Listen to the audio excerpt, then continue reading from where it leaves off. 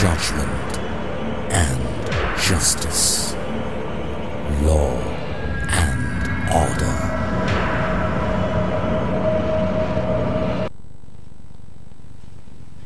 প্রিয় দর্শক, আপনাদের সকলকে সাদর আমন্ত্রণ জানাচ্ছি এটিএন বাংলার নিয়মিত আয়োজন আইন বিষয়ক অনুষ্ঠান ল অ্যান্ড অর্ডারের সাথে আছি আমি অ্যাডভোকেট মাশরুফা হোসেন এবং আমাদের আজকের আলোচনার বিষয় বৈদেশিক বিনিয়োগ সংক্রান্ত আইন। এ বিষয় নিয়ে আলোচনা করবার জন্য আমাদের স্টুডিওতে আজকে উপস্থিত রয়েছেন barrister Tanim Khan, advocate, supreme court of Bangladesh. আপনাকে অনেক ধন্যবাদ আমাদের স্টুডিওতে আসার জন্য। আপনাকেও ধন্যবাদ। আমার প্রথম প্রশ্ন আপনার কাছে সেটা হচ্ছে যে যদি আমরা আইনি প্রসঙ্গে আসি তাহলে ফরেন ইনভেস্টমেন্ট অর্থাৎ বৈদেশিক বিনিয়োগ বলতে আমরা আসলে কি বুঝি, এটা যদি একটু ব্যাখ্যা করতেন আমাদের দর্শকদের উদ্দেশ্যে। বৈদেশিক বিনিয়োগ আসলে আমাদের দেশে বর্তমান যে প্র্যাকটিস চলছে সেই প্র্যাকটিসের আলোকে আমি যদি বলতে চাই তাহলে আমাকে বলতে হবে যে বৈদেশিক বিনিয়োগ মূলত দুইভাবে হয়ে থাকে। একটি হচ্ছে যে ফরেন ইনভেস্টার্সরা যখন লার্জ স্কেল ইনভেস্টমেন্ট নিয়ে আসেন দেশে, তখন তারা চেষ্টা করেন যে গভর্নমেন্টের সাথে নেগোসিয়েশনের মাধ্যমে কিভাবে তাদের ইনভেস্টমেন্টটাকে সিকিউর করা যায়, and at the same time তারা গভর্নমেন্টের কাছ থেকে কোনো ইনসেন্টিভ পাওয়া সম্ভব কিনা, কোনো ট্যাক্স হলিডে পাওয়া সম্ভব কিনা, এই নেগোসিয়েশনের পার্ট হিসেবে তারা যেটা করেন হোস্ট কান্ট্রি এবং অরিজিনেটিং কান্ট্রি, যদি আমরা বাংলাদেশের পার্সপেক্টিভে বলি তাহলে বাংলাদেশ হচ্ছে আপনার হোস্ট কান্ট্রি, মানে যেখানে ইনভেস্টমেন্টটা হচ্ছে, রাইট, যেখানে ইনভেস্টমেন্টটা হচ্ছে। তো সেক্ষেত্রে হোস্ট কান্ট্রির এম্বাসির সাথে অরিজিনেটিং কান্ট্রির এম্বাসির মধ্যে একটা সেতুবন্ধন তৈরি হয়, তারা তাদের প্রপোজালটা দেয় এবং বাংলাদেশের গভর্নমেন্টের সাথে নেগোসিয়েশনের মাধ্যমে তারা একটা সলিউশনে পৌঁছানোর চেষ্টা করে। যদি তাদের কাছে মনে হয় যে আমাদের যেই টোটাল বিজনেস প্রজেক্ট প্রপোজাল ওটা গভর্নমেন্টের সাথে নেগোসিয়েশনের ফলে এটা আলটিমেটলি আমাদের জন্য বেনিফিশিয়াল হবে, দেন দে গো ফর ইনভেস্টমেন্ট। সেকেন্ড যেই অপশনটা আছে সেটা হচ্ছে যে প্রাইভেট লেভেলে, ইন্ডিভিজুয়াল লেভেলে কোনো কোম্পানি যখন মনে করে যে আমি বাংলাদেশে ইনভেস্ট করব, তখন সে হয়তো তার কোনো রিপ্রেজেন্টেটিভকে বাংলাদেশে পাঠায়। এক্ষেত্রে রিপ্রেজেন্টেটিভ মার্কেট রিসার্চ করার পর যে কাজটি করে সেটা হচ্ছে যে সে তার সকল স্টেক হোল্ডারদের সাথে কথা বলে তার প্রসপেক্টিভ মার্কেটটা রিসার্চ করে এবং রিসার্চ শেষে সে যেটা করে যে রেগুলেটরি পারমিশন যেগুলো দরকার একটা স্টার্ট আপ বিজনেসের জন্য, সেই রেগুলেটরি পারমিশনের জন্য অ্যাপ্লাই করে। তো মূলত আমরা যে ধরনের ফরেন ইনভেস্টমেন্ট দেখি এই দুই টাইপেরই ফরেন ইনভেস্টমেন্ট। সো বেসিক্যালি একটা গভর্নমেন্ট লেভেলে যেটা পলিসিগত ইন্টার কান্ট্রি পলিসি দ্বারা হচ্ছে, যেটাতে বিজনেস বেনিফিটস হবে, এবং আরেকটা আপনি বলছেন একটা প্রাইভেট লেভেল ইনভেস্টমেন্ট হচ্ছে। আচ্ছা, তো বাংলাদেশের অর্থনীতিতে বৈদেশিক বিনিয়োগটা আমরা যদি দেখি তাহলে এখনকার পার্সপেক্টিভে এটা কি ধরনের একটা প্রভাব ফেলেছে, আমরা কিরকম পরিমাণে সেটা দেখতে পাচ্ছি? বাংলাদেশের অর্থনীতিতে, যে কোনো দেশের উন্নয়নশীল দেশের অর্থনীতিতে আপনার ফরেন ডাইরেক্ট ইনভেস্টমেন্ট সবসময় একটি গুরুত্বপূর্ণ ভূমিকা পালন করে। আপনি যদি একটি ডেভেলপিং কান্ট্রির গ্রাফটি দেখেন যে এখানে কি পরিমাণ এফডিআই আসছে, তাহলেই আপনি বুঝতে পারবেন যে ওই দেশের অর্থনীতির ফিউচারটা কীরকম হচ্ছে। তো আনফর্চুনেটলি বাংলাদেশে অর্থনীতিতে, ওভারঅল ইকোনমিতে আপনার এফডিআইয়ের যে ইনফ্লুয়েন্সটা সেটা একটু আনইভেন, মানে আনপ্রেডিক্টেবল। যেমন আপনার 2004-05 অর্থ বছরে আমাদের ফরেন ইনভেস্টমেন্টের যে গ্রোথটা এটা খুব ভালো ছিল, দেন আফটার 2004 and 2005 এটা ডিক্লাইন করা শুরু করে এবং 2008-09 আমাদের ইলেকশনের পরে এটা আবার ওই অর্থ বছরে খুব রাইজ করে।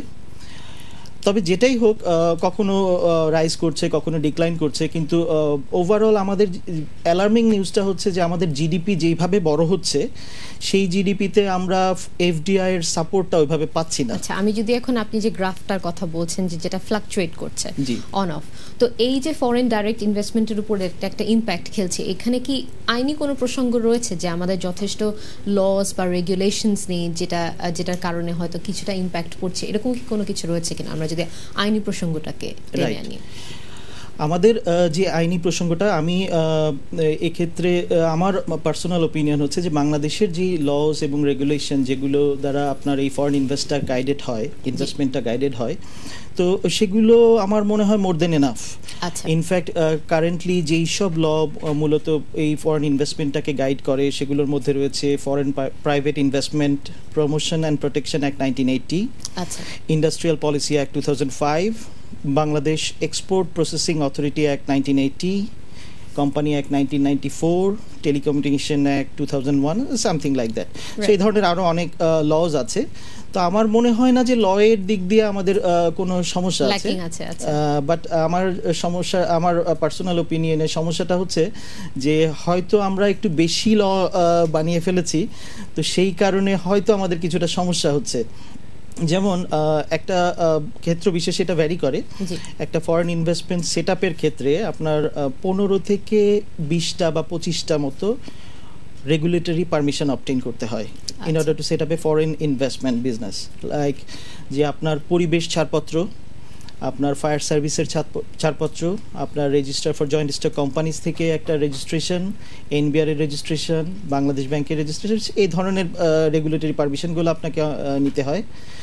তো এই ধরনের রেগুলেটরি পারমিশনের ক্ষেত্রে যেটা প্রবলেম হয়ে দাঁড়ায় সেটা হচ্ছে যে এতগুলো পারমিশনের জন্য যদি কোনো মানে এক জায়গা থেকে কনসলিডেটেডভাবে এই পারমিশনগুলো অবটেইন করা যেত, সেক্ষেত্রে আমার মনে হয় বিনিয়োগকারীরা অনেক বেশি এনকারেজড হতেন আমাদের দেশে ব্যবসা করার জন্য।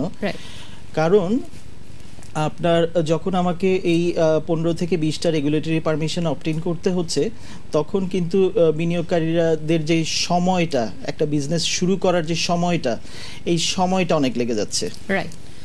তো সেদিক থেকে তারা একটু ডিসকারেজড হয়। আর যদি আমরা আমাদের গভর্নমেন্ট লেভেলে এই ধরনের ইনিশিয়েটিভটা নেওয়া যায়, আমার মনে হয় আমরা অনেক বেশি প্রমোট করতে পারবো। রাইট। তো বাংলাদেশ সরকার যে কতগুলো রেগুলেশনস বা কতগুলো পদক্ষেপ নিয়েছে আপনার ফরেন ডাইরেক্ট ইনভেস্টমেন্টকে এনকারেজ করার জন্য, সেগুলো কতটুকু বৈদেশিক বিনিয়োগের ক্ষেত্রে একটা আন্তরিকতা প্লে করেছে? জি, এখানে আমি এই প্রসঙ্গটা সাথে খুবই একমত যে বাংলাদেশ গভর্নমেন্ট সবসময় আমাদের মুক্তিযুদ্ধের পর থেকেই সবসময় যেই গভর্নমেন্টই এসেছে তারা ফরেন ডাইরেক্ট ইনভেস্টমেন্টের প্রতি সবসময় খুব পজিটিভ ছিল।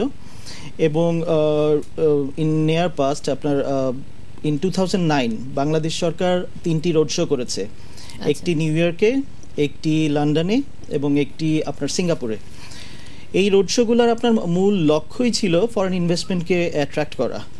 তো বাংলাদেশ গভর্নমেন্ট সিন্স 2009 ফরেন ইনভেস্টমেন্টকে খুবই উৎসাহিত করছে। তারা চাচ্ছে যে ফরেন ইনভেস্টমেন্ট আসুক, বিশেষ করে এনার্জি সেক্টরে আমাদের গভর্নমেন্ট ইমেন্সলি প্রমোট করছে, তারা চাচ্ছে। তো সব কিছুই ঠিক আছে। এবং আমাদের যে এই হ্যারাসমেন্ট, আমি যেটা আপনাকে কিছুক্ষণ আগে বললাম যে এই রেগুলেটরি পারমিশনের হ্যারাসমেন্টটা যেটা হয় ফরেন ইনভেস্টার্সরা ফেস করে, সেটা কমানোর জন্য বোর্ড অফ ইনভেস্টমেন্টের মাধ্যমে একটা আপনি যদি এখন বোর্ড অফ ইনভেস্টমেন্টের আমাদের ওয়েবসাইটে যান, ওখানে লেখা আছে ওয়ান স্টপ সার্ভিস। আচ্ছা।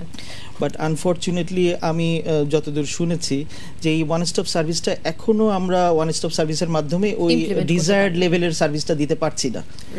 তো আমার মনে হয় যে বোর্ড অফ ইনভেস্টমেন্ট যদি আরেকটু প্রোঅ্যাক্টিভলি এই জিনিসটা চিন্তা করে, আমার মনে হয় আমরা ভালো কিছু আশা করতে পারি। কারণ জিওগ্রাফিক্যালি বাংলাদেশের যে পজিশন এবং চিপ লেবার এবং আপনার রেডিমেড গার্মেন্টস সেক্টরে আমাদের যে স্কিল লেবার, আমি বলবো যে over a period of time আমরা এই গার্মেন্টস সেক্টরে, রেডিমেড গার্মেন্টস সেক্টরে কাজ করতে করতে আমাদের যে লেবারদের যে স্কিলটা গ্রো করেছে, সেটা পৃথিবীর অনেক দেশেই রেয়ার।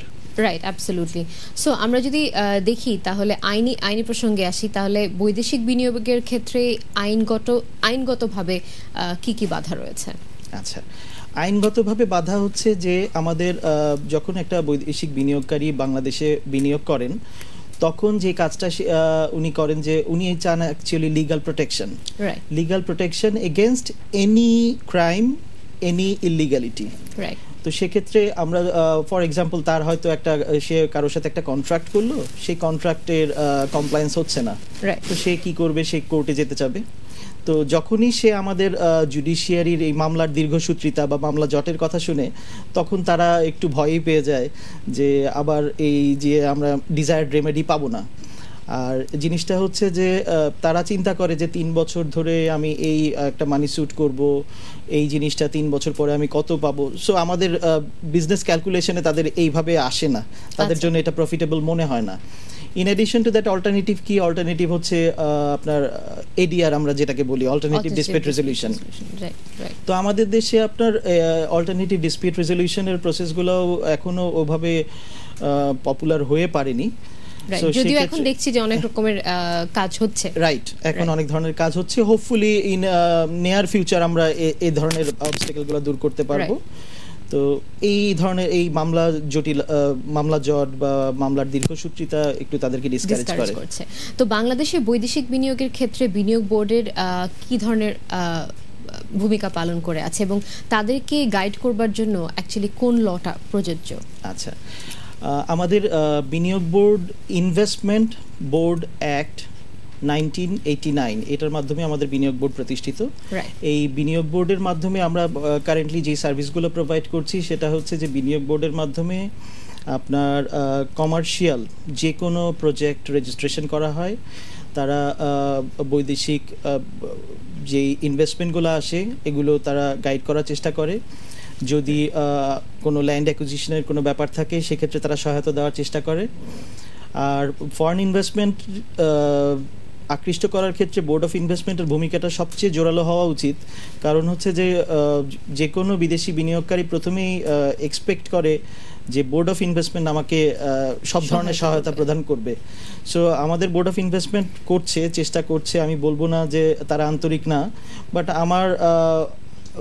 আমার এক্সপেকটেশন হচ্ছে যে আরেকটু প্রোঅ্যাক্টিভ হতে হবে। রাইট, তো ঠিক এই বলতে চাই যে সেটা হচ্ছে যে একজন বৈদেশিক বিনিয়োগকারী যখন বাংলাদেশে কোনো একটা ইনভেস্টমেন্ট করতে চায় তার কি কি প্রক্রিয়ার মাধ্যমে করতে চায়? আমার বলার অর্থ হচ্ছে যে সেটাকে একটা পার্টনারশিপ হতে হবে, একটা জয়েন্ট ভেঞ্চার হতে পারে, মানে কি ব্রাঞ্চ অফিস হতে পারে, কি ধরনের, যদি একটু ক্যাটাগরিগুলো বলতে। এখানে লিয়াজো অফিস বা ব্রাঞ্চ অফিসের মাধ্যমে সে আসতে পারে, আবার পার্টনারশিপের মাধ্যমেও আসতে পারে। পার্টনারশিপ হলে আপনার আরজিএসসি তে পার্টনারশিপটা রেজিস্টার্ড হতে হবে। আচ্ছা, অথবা এখানে কি কোনো লোকাল পার্টনার নেবার কোনো বিষয় রয়েছে কি? হ্যাঁ, লোকাল পার্টনার কোনো বাধ্যবাধকতা নেই। আচ্ছা, বাট আপনি জয়েন্ট ভেঞ্চার কোম্পানি ফরমেশনের ক্ষেত্রে 100% ফরেন ওন কোম্পানি হতে পারে। আচ্ছা, কোনো বাধ্যবাধকতা আমাদের ল এর মাঝে নেই। হাউএভার আমাদের গভর্নমেন্ট পলিসি মেকার যারা, তারা কিন্তু বেশ কিছু আপনার ইনসেন্টিভ বা আপনার পলিসিতে ফরেন ইনভেস্টরদের প্রমোট করা যায় এ ধরনের কিছু আপনার রেগুলেশন করেছেন। যেমন কোনো ফরেন ইনভেস্টর যদি তার ইনভেস্টমেন্টের কোনো শেয়ার লোকাল কোনো এন্টিটিকে ট্রান্সফার করতে চায়, সেক্ষেত্রে যে ক্যাপিটাল গেইন, সেই গেইনের উপরে যে ট্যাক্সটা আসে সেটা ওয়েভ করে দিচ্ছে। মানে এই ক্ষেত্রে তারা ফরেন ইনভেস্টরকে এনকারেজ করছে যে লোকাল ইনভেস্টরদেরকে তোমরা সাথে নাও, রাইট, যাতে আমাদের লোকাল এন্টারপ্রেনাররাও এতে এর অংশ হিসেবে থাকতে পারে। রাইট, সেখানে দেখা যাচ্ছে লিয়াজ অফিস করতে পারছে, ব্রাঞ্চ অফিস করতে পারছে, আবার জয়েন্ট ভেঞ্চারও করতে পারছে, পার্টনারশিপ এগ্রিমেন্টও করতে পারছে। এবং আপনি বলছেন যে 100% একটা ফরেন ওন কোম্পানিও বাংলাদেশে এস্টাবলিশ করা যেতে পারে, যেখানে কোনো আইনি বাধা নেই, মানে এক্ষেত্রে কোনো আইনি বাধা নেই, যেটা আমরা অনেক দেশের ক্ষেত্রে দেখে থাকি যে অন্যান্য অনেক দেশে হয়তো ফরেন ইনভেস্টমেন্ট করতে গেলে, ফরেন ডাইরেক্ট ইনভেস্টমেন্ট করতে গেলে একজন লোকাল পার্টনার নেওয়াটা ওইসব দেশে থেকে যায়। কিন্তু আমাদের গভর্নমেন্ট এই ক্ষেত্রে খুবই লিবারেল, এবং আমাদের যে রুলস এন্ড রেগুলেশন সেক্ষেত্রে মানে আমাদের ফরেন ইনভেস্টরদেরকে এটা 100% সহযোগিতা করছে। রাইট, তো বিনিয়োগকারীরা বিনিয়োগের অর্থ বা মুনাফা রিপ্যাট্রিয়েট করার ক্ষেত্রে কি কোনো জটিলতার সম্মুখীন হচ্ছে? আচ্ছা, এটা খুবই একটা গুরুত্বপূর্ণ জায়গা, কারণ ফরেন ইনভেস্টররা যখন আপনার ইনভেস্ট করে দেশে, তখন তাদের যে মূল কনসিডারেশনটা থাকে সেটা হচ্ছে যে আমি যদি আমাকে যদি ইনভেস্টরের জায়গায় প্লেস করি, আমার প্রথম চিন্তা হবে যে আমি যে জায়গায় ইনভেস্ট করছি আমার ইনভেস্টমেন্টটা সেফ থাকবে কিনা। সেখান থেকে আমি যদি মনে করি যে কোনো এক সময় আমি ইনভেস্টমেন্টটা ওভার কুইট করে আমি আবার টাকা রিপ্যাট্রিয়েট করবো, সো আমি সেটা করতে পারবো কিনা, অথবা আমার যে মুনাফা হবে বা ডিভিডেন্ড হবে, ক্যাপিটাল গেইন হবে, এগুলো আমি রিপ্যাট্রিয়েট করতে পারবো কিনা। তো এটা একটা ইনিশিয়াল কনসিডারেশন যে এই দেশ থেকে রেগুলেশন আমাকে সাপোর্ট করে কিনা। আমাদের যে foreign investment act, foreign private investment promotion and protection act 1980, এই অ্যাক্টের মাধ্যমে সেফগার্ড করা হচ্ছে, গ্যারান্টি দেওয়া হচ্ছে ইনফ্যাক্ট ফরেন ইনভেস্টরদের যে তারা এই সকল ক্যাপিটাল গেইন বলেন, ডিভিডেন্ড বলেন, after tax dividend and any capital তারা রিপ্যাট্রিয়েট করতে পারবে ইনফ্যাক্ট আমাদের ইউএস বাংলাদেশ একটা বায়োল্যাটারাল ট্রিটি আছে, সেই বায়োল্যাটারাল ট্রিটিতেও একই ধরনের আপনার যেটা 1989-এ সাইন হয় বাংলাদেশ এবং ইউএস এর মাধ্যমে, সেই একই ট্রিটির মাধ্যমেও সেম গ্যারান্টি দেওয়া হচ্ছে। কিন্তু প্র্যাকটিক্যালি আমাদের ফরেন ন্যাশনাল বা ফরেন ইনভেস্টররা কিছুটা বাধার সম্মুখীন হয়। সেই বাধাগুলো হচ্ছে যে আপনার এই ধরনের একটা রিপ্যাট্রিয়েশনের ক্ষেত্রে আপনার দুই জায়গা থেকে পারমিশন নিতে হয়, যেমন বাংলাদেশ ব্যাংক এবং বিনিয়োগ বোর্ড। সো এই দুই পারমিশনের ক্ষেত্রে আবার সময়টা অনেক লেগে যায়। কখনো কখনো আপনার এই যে কনভার্সন, এটাও একটা ইস্যু হয়ে দাঁড়ায়। কারণ হচ্ছে যে ফর এক্সাম্পল একটা লার্জ ইনভেস্টমেন্ট যদি একসাথে একটা হিউজ পরিমাণ ডলার রিপ্যাট্রিয়েট করতে যায়, তখন আমাদের ইকোনমির উপর একটা প্রেশার আসতে পারে। সো ওভারঅল সিনারিও চিন্তা করি বাংলাদেশ ব্যাংকও হয়তো চিন্তা করবে যেটা পার্শিয়ালি আমরা রিপ্যাট্রিয়েট করি। সো এইসব ক্ষেত্রে ডেফিনেটলি আমাদের পলিসি মেকারদের এই ডিসিশনগুলো নিতেই হবে। কিন্তু কথা হচ্ছে যে ফরেন যারা ইনভেস্টার তারা চিন্তা করে যে আমার তো সেফগার্ড হচ্ছে না, আমি যদি এটা 3 মাস 6 মাস ডিউরেশনে নেই তাহলে আমার টাকাটা হয়তো অন্য জায়গায় ইনভেস্ট করতে পারতাম, ওটা করতে পারছি না। রাইট। সো এখানে কোনো সেট গাইডলাইনসও নেই এবং বলছেন এখানে একটু লুপহোল আছে, যেখানে হয়তো এখানে একটু পলিসি মেকিং এর একটা এরিয়া রয়ে গেছে। জি জি জি, রাইট। তো বৈদেশিক বিনিয়োগকারীদের স্বার্থ রক্ষায় আমাদের প্রচলিত যে ইন্টেলেকচুয়াল প্রপার্টি রাইটস গুলো আছে সে সম্পর্কিত আইন কি যথাযথ ভূমিকা পালন করছে? আচ্ছা, বাংলাদেশ আপনি হয়তো জানেন যে ওয়ার্ল্ড ইন্টেলেকচুয়াল প্রপার্টি অর্গানাইজেশন, যেটাকে আমরা সংক্ষেপে বলি ওয়াইপো, বাংলাদেশ এটার একটা মেম্বার স্টেট। এবং in addition to that Bangladesh যে ট্রিপস এগ্রিমেন্টেরও বাংলাদেশ একজন সিগনেটারি স্টেট। অ্যান্ড ট্রিপস এগ্রিমেন্টের আন্ডারে বাংলাদেশের যে অব্লিগেশনটা রাইজ করে, সেই অব্লিগেশনটা হচ্ছে যে সিন্স এটা ছিল মনে হয় জানুয়ারি 2000 থেকে বাংলাদেশ ট্রিপস এগ্রিমেন্টের কমপ্লায়েন্সে বাংলাদেশের সব ডোমেস্টিক ল আনবে। So it has to be compliant with all the provisions of TRIPS agreement. Right. So in accordance with that, Bangladesh copyright act 2000 এটাকে ইমপ্লিমেন্ট করে, তারপর হচ্ছে ইন্টেলেকচুয়াল প্রপার্টি অ্যাক্ট 2003 ইমপ্লিমেন্ট করে। বাট ওই যে আমি সেই ঘুরে ফিরে আমার প্রথম কথাই যাচ্ছি যে ল এনাফ আছে, বাট আমাদের এই ইন্টেলেকচুয়াল প্রপার্টির ক্ষেত্রে অ্যাওয়ারনেসটা মনে হয় এখনও ওভাবে গড়ে ওঠেনি। যেমন আপনাকে বলি যে যখন একটা ফরেন ইনভেস্টার ফর এক্সাম্পল সে যদি আইটি সেক্টরে ইনভেস্ট করতে যায় বা সে যদি সফটওয়্যারের ক্ষেত্রে ইনভেস্ট করতে যায়, সে দেখবে যে এখনও আমরা পাইরেটেড সফটওয়্যার খুব সহজেই পেয়ে যাচ্ছি। সো সেক্ষেত্রে তার ইনভেস্টমেন্টটা কতটুকু সিকিউর হবে বাংলাদেশে, বা সেই চিন্তাটা তার মধ্যে থেকেই যায়। সো ইন্টেলেকচুয়াল প্রপার্টি রাইট আমার মনে হয় ফরেন ইনভেস্টরদেরকে সিকিউর করতে হলে আমাদের এই সেক্টরে একটু কাজ করতে হবে। আচ্ছা, সো এখানে আরেকটা দেখা যাচ্ছে ভ্যাকুয়াম রয়েছে যেখানে নজর দেওয়া প্রয়োজন। রাইট। তো মামলার আবারও সেই প্রসঙ্গে ফিরে আসছি যে মামলার দীর্ঘায়ুতা বা মামলার জট, এটা অ্যাকচুয়ালি কি ধরনের বিরূপ প্রভাব ফেলছে আমাদের দেশে বৈদেশিক বিনিয়োগ বা ফরেন ইনভেস্টমেন্ট? ওই যে আপনার ফরেন ইনভেস্টররা ইনসিকিউর হয়ে যাচ্ছে। ফরেন ইনভেস্টররা মনে করছে যে ইফ কেউ তার কন্ট্রাকচুয়াল অব্লিগেশন যদি কমপ্লাই না করে, তাহলে আমার রেমেডি চাইতে হলে আমাকে ওয়েট করতে হবে। নর্মালি ফার্স্ট ওয়ার্ল্ড কান্ট্রির যেই ফরেন ইনভেস্টররা তারা কিন্তু এই এতটা দীর্ঘসূত্রিতায় অভ্যস্ত না। সো তারা সেই কারণেই হয়তো একটু ধৈর্যচ্যুতি ঘটে তাদের মধ্যে। তো সেই কারণে আমার মনে হয় যে এই জায়গাটা আমাদের হয় কোনো ট্রাইব্যুনালের মাধ্যমে বা কিছু একটা পলিসি মেকারদের একটু কাজ করতেই হবে। আদারওয়াইজ আমরা হয়তো আমাদের যেই সিনারিও বললাম ফরেন ইনভেস্টমেন্টের সিনারিও, যে অন অ্যান্ড অফ, আর এক্ষেত্রে আপনি যদি আর একটু ভালোভাবে খেয়াল করেন যে যখন আমি ফরেন ইনভেস্টমেন্টের গ্রাফের নিয়ে আলোচনা করছিলাম, তখন 2009-এ এটা বেড়ে গেল, তারপরে আবার কমে যাচ্ছে, 2004-05-এ বেড়ে গেল। আমার মনে হয় সেক্ষেত্রে পলিটিক্যাল স্ট্যাবিলিটিটাও তারা একটু দেখে যে পলিটিক্যাল স্ট্যাবিলিটি না থাকলে হয়তো আমার ইনভেস্টমেন্টটা সিকিউর হবে না, হচ্ছে না। রাইট। তো আমরা যদি আবার একটু বেসিক প্রসঙ্গে আসি আমাদের দর্শকদের উদ্দেশ্যে, সেটা হচ্ছে যে একটা বেসিক ফরেন ইনভেস্টমেন্ট করতে গেলে সেটা যে ক্যাটাগরির হোক না কেন, কিছু documents foreign board of investment থেকে নিতে হচ্ছে এবং তাদেরকে দিতে হচ্ছে কমপ্লায়েন্সের ক্ষেত্রে।